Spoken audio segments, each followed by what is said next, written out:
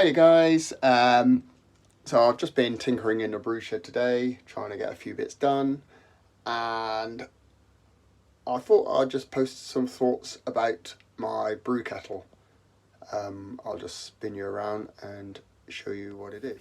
So it's a Malt Miller 50 litre brew kettle. It came, I had the tap put in down the bottom. I also had a return hole put in and ordered a tap. It comes with 2 element ports, one here and one here.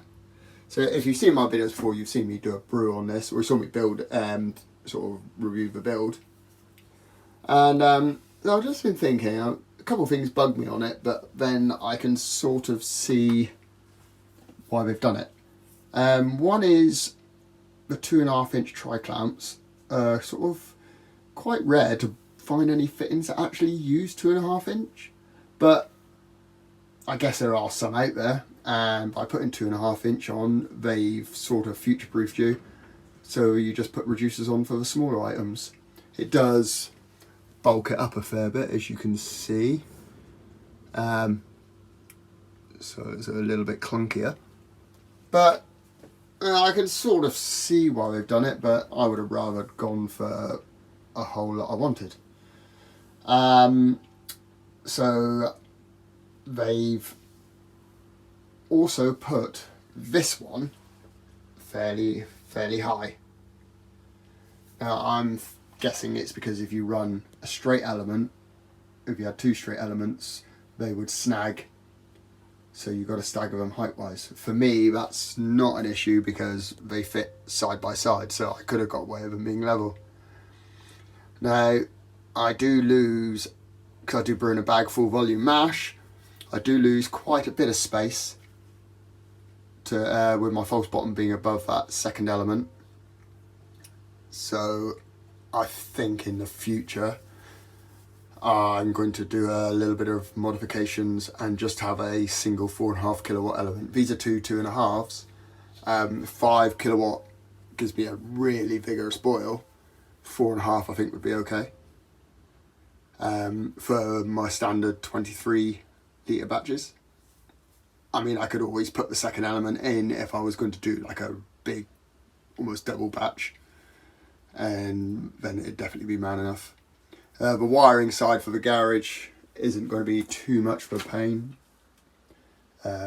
Consult with my electrician, and it wouldn't be out of the way financially to get it done. It's pretty cheap, just some wire really and another MCB.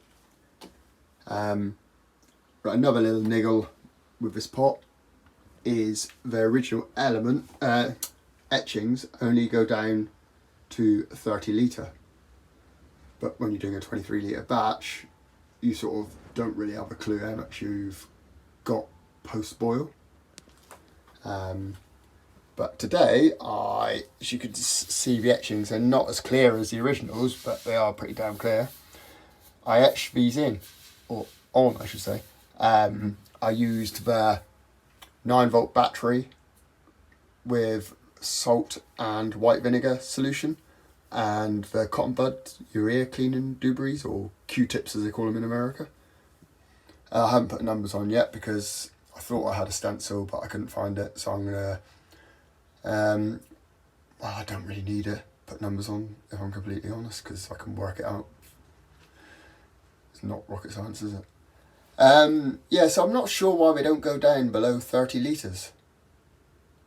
I guess they think if you're going to brew a smaller batches, you'd buy a smaller pot. But, I mean, if it's buy once, buy for life, then surely they should think about that and lower it down. But it's not a huge issue. I mean, it was next to well, it wasn't hardly any money to do it. I just had to buy a 9-volt battery because I didn't want to take one out of the smoke detector.